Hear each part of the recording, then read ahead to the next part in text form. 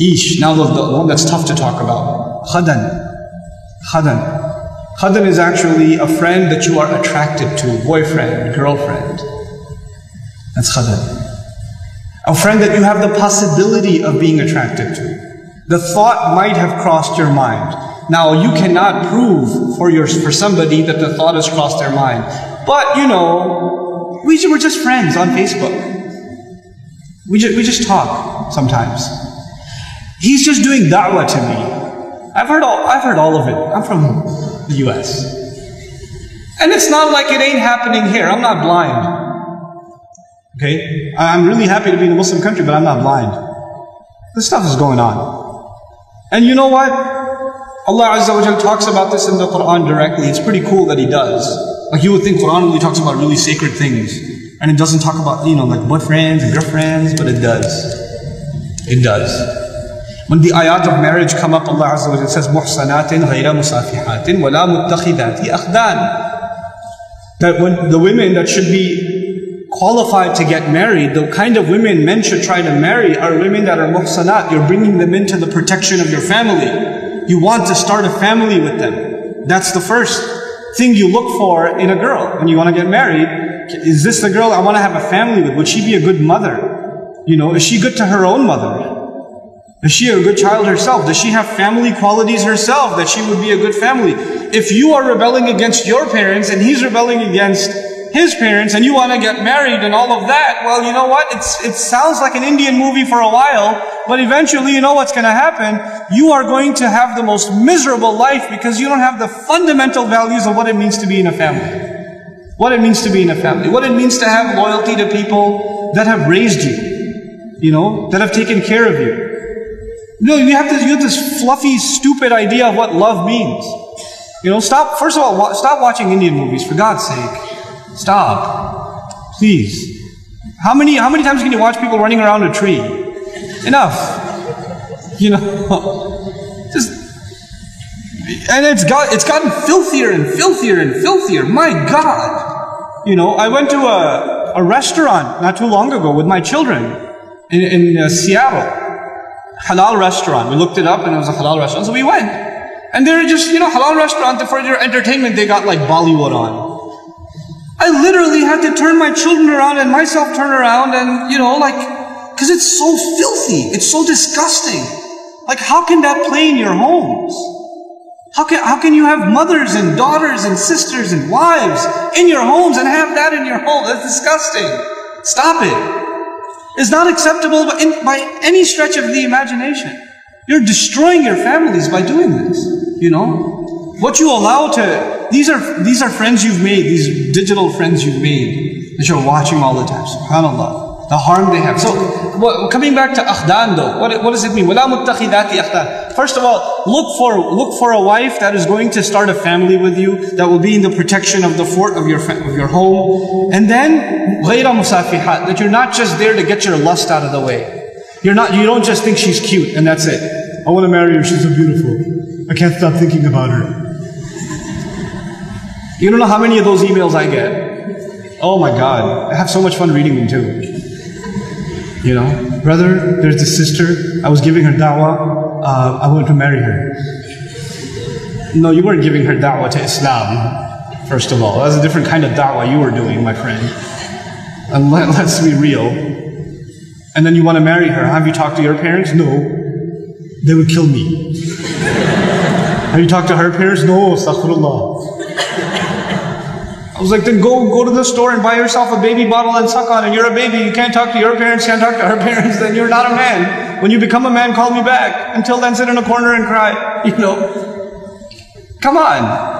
These relationships that you think are so awesome. And you know why and I'll fill you in a little. I'll fill you in, especially the teenagers in the audience. And the young people in the audience who kind of just recently shot an email and somebody emailed them back and a little Facebook thing happened, and a little wink and a little hee there in the playground, even though it's a separate school, but in recess you saw each other like hee and hee. Like a little bit of that happened. Let me just fill you in a little. All of this is a product of low self-esteem.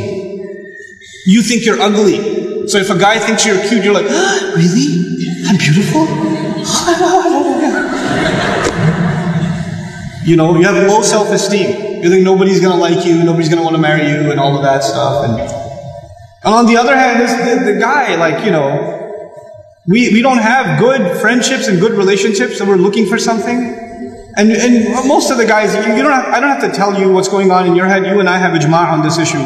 The things that go on in our head. There's no reason for me to explain all of that to you, you know. But, you know, just because you have raging hormones and you're like daydreaming about girls and things like that, it doesn't mean that you're in love. It just means that you haven't controlled your temptations yet. And you're ruining somebody's life. You're ruining an entire family. You realize what you're doing? And you call it love? You tell me if she was like 50 pounds fatter, you still be in love? Because she's the same person, same ruh inside her jasad, right? If she was a burn victim or something, if her hand burnt off, or her ear was missing, you still be in love? Or you find somebody else to love all of a sudden? And if you can't answer that question honestly, then come on, you're not in love, you're just hormonal. That's all you are. You know? This is what we've done to relationships that are supposed to be beautiful. Marriage is supposed to be a beautiful relationship. It's supposed to be a lifelong relationship. But because you're watching all of these models on TV and stupid, like, you know, women that are just throwing themselves at men and all this stuff, and you've developed this delusional concept of what it means to have love in your life. Delusional concept. Our deen came to free the world from this nonsense. To free it. Because we have a more mature understanding of what it means to have love in your life. You know, I'm not saying you shouldn't marry someone you like, you should. You should be attracted to your future spouse. All of those things are fine. But there's a decency that you have to exhibit before that. You know? And if you're okay with talking to a girl like that, you should be okay with somebody talking to your sister. You're okay with that too? Not if you have any ounce of decency left inside you. If you do, then, you know, this is how we have to end these things. And no, if you've been in that kind of relationship, or you're in one of those relationships right now, nobody knows. Only Allah knows and you know. Don't raise your hand, please. Right? But I'm saying, and you're like, oh, after today's lecture, I have decided I no longer want to be your friend. You know, don't even write that, because even then you're looking for a response. You're kidding yourself. And then you're checking, did she write back? Yes, we should no longer be friends. And then you'll write back, you're right, we really shouldn't be friends anymore. And then she'll write back, yeah, never again. And then you're still doing it.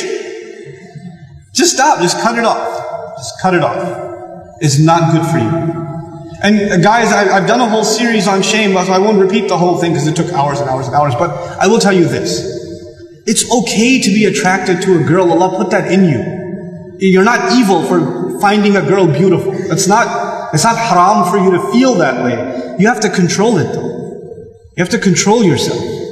Our deen teaches us self-control. And if you cannot exhibit self-control in one aspect of your life, you'll lose self-control in other aspects of your life. Same thing for you. Same thing for you. Control yourself. Control your giggle. Control your overly friendly demeanor in certain situations. Don't be oblivious to, don't say we're just friends, or he's like a brother to me. If he ain't your brother, he ain't your brother. That's it. That's it. Either he's your brother, you share a mom, or he's not. And that's the end of it. We're like friends, we're just friends. There's no such thing. Every time I talk about dumb Muslims, I get a list. We're just friends. Like that. It's a thing. Okay, moving along.